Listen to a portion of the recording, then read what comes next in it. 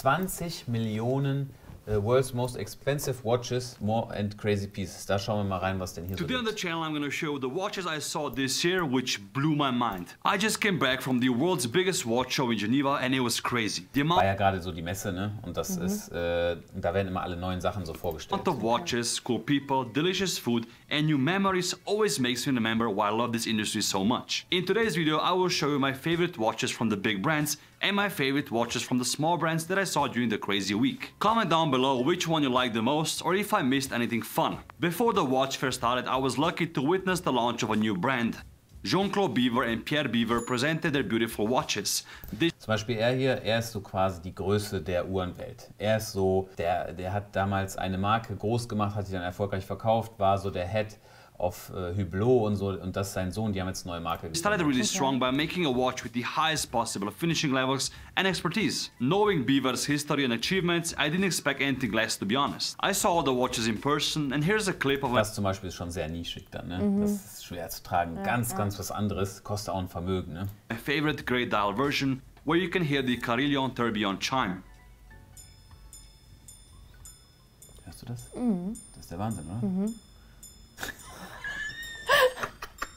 Macht einen ein bisschen wahnsinnig, wenn du das den ganzen Tag hörst. Das ist nur, wenn du es betätigst. Du kannst dann mitzählen und dann sagt er dir über den Ton an, wie spät es ist. Ganz easy, du musst einfach mitzählen, weißt du?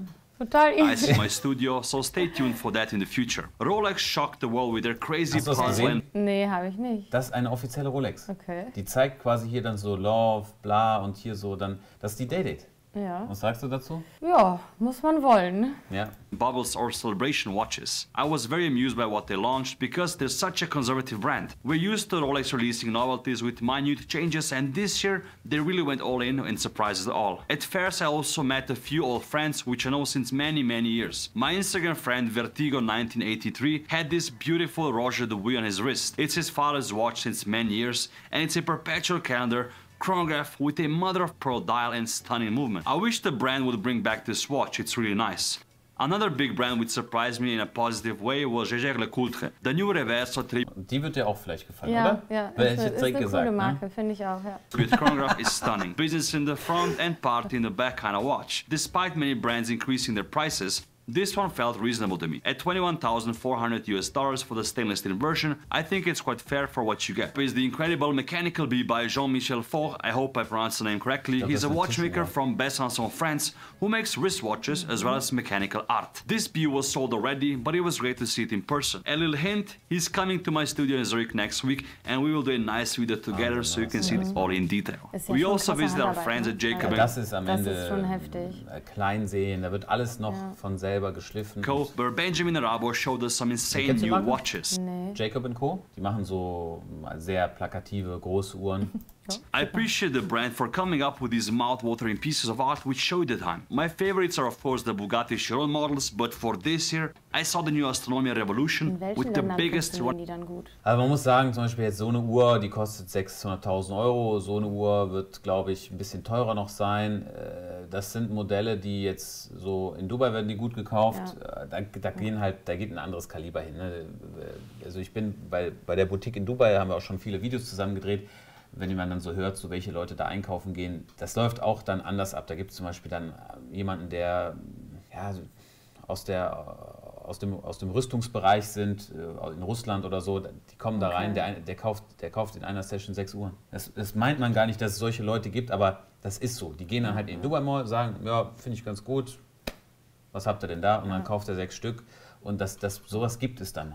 Aber es ist kein Deutsch, für Deutschland kannst du es vergessen. running seconds indicator in the watch industry. industry. The whole movement makes a rotation in only 1 minute, which is unheard of. What's also impressive were the honeycomb polished mirrors on the base plate. Of course, the talk of the town was the $20 million billionaire timeless treasure watch, which I also had the pleasure of seeing and photographing, but that's a story for another time. On the way to an event, I saw an ice sculpture in the middle of the street which blew me away. It was clearly commissioned by Montblanc for marketing purposes, but it worked. As you can see, it's my video. The details of the watch and the logo on the dial Genf. are incredible, so well done, Mr. Ice Sculpture. So at an event, I saw another sick watch, a custom Sartori BR. I thought the dial is made out of mother of pearl, but it's not.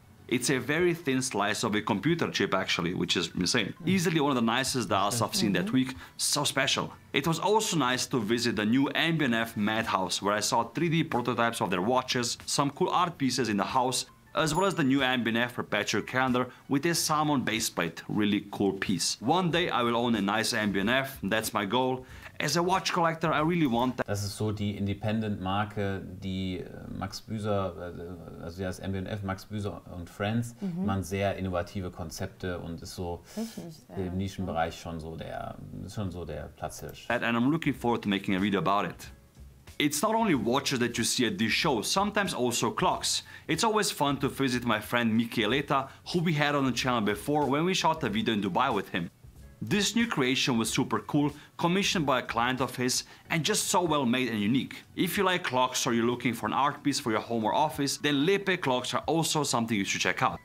Their new sleek Regatta line is incredible. Available in many different colors, you can see exposed movement, balance wheel beating, and the neatly decorated components. They are really on top of the game when it comes to clocks.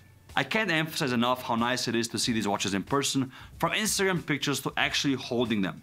I had a great chat with Anton Sukhanov. His new watch, the Racer Retro with a skeletonized dial, GMT window, and retrograde time indication, is also one of my favorite watches from the show. The quality of the watch speaks for itself once you see and touch it in person. Well done, Anton, good job. If you saw my video with the guys from Petra and Bedat, you will enjoy this a lot. The new Mono Pusher split-second chronograph is out of this world. The dial, the movement and the case proportions are just incredible. Easily one of the nicest chronograph movements released in the last years, if you ask me. I can't wait to put this watch under my camera and shoot it properly, so I do it justice. Well done guys, another home run. Jacques Droit is going into a new direction with their beautiful watches. I had the pleasure of seeing quite a few novelties from Tourbillons. Da geht's ab, ne? Das ist dann... Das Game of Thrones Vibe. Ja, das ist Game of Thrones. Guckst du, also serienmäßig, kurze Zwischenfrage, was für Serien sind aktuell bei dir? Also Game of Thrones und so, die ganze Reihe habe ich schon gerne geguckt, muss ich sagen. Yellowstone, kennst du Yellowstone? Nee. Yellowstone kannst du sehen? Okay. Also Yellowstone ist quasi das, was ich mir für meine Zukunft erhoffe. Okay. Yellowstone ist, ich habe jetzt im Chat das schon 100 Mal gesagt, aber Yellowstone spielt quasi in Montana. Und da gibt es dann Kevin Costner, spielt da die Hauptrolle und der hat dann da so 30 Hektar, das ist von hier bis Düsseldorf und der lebt dann da und mit seinen Stallungen und so weiter und da ist auch das Zusammenleben zwischen Mitarbeitern und Inhaber, diese ganze Firmenstruktur ist super. Das ist wirklich, genauso stelle ich mir das vor. Das ist, das ist Wahnsinn, ne? Automaton Dragons, as well as their newest piece with the Rolling Stones collaboration. The one I had the most fun with was definitely the Charming Bird. So here's a video from the restaurant I was in, so you can see the bird chiming and chirping. Enjoy, guys.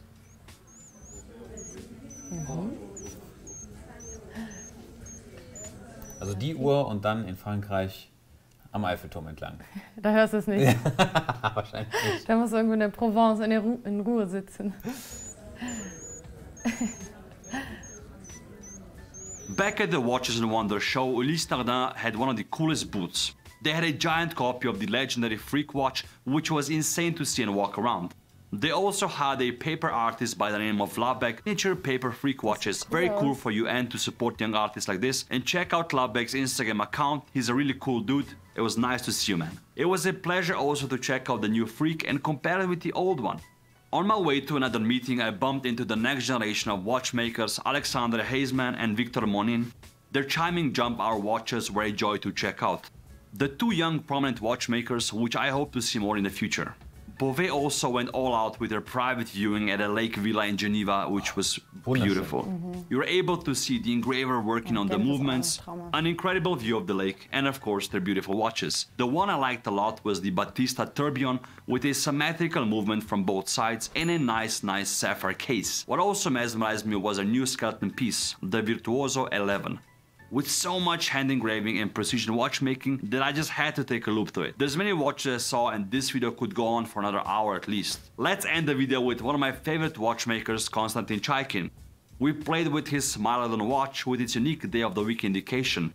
The prehistoric saber-tooth tiger's jaw indicates the day of the night. It's a very fun watch, packed with a lot of serious watchmaking. These were some of my favorite watches of 2023 so far. Let me know which ones are yours in the comments down below. Give this video a thumbs up and Was es da so alles gibt, ne? Unglaublich. Da bist du platt, ja. Also da ist im Uhrenbereich alles möglich und da gibt es natürlich dann auch von den Preisen her, das ist crazy, was da so los ist. Ja.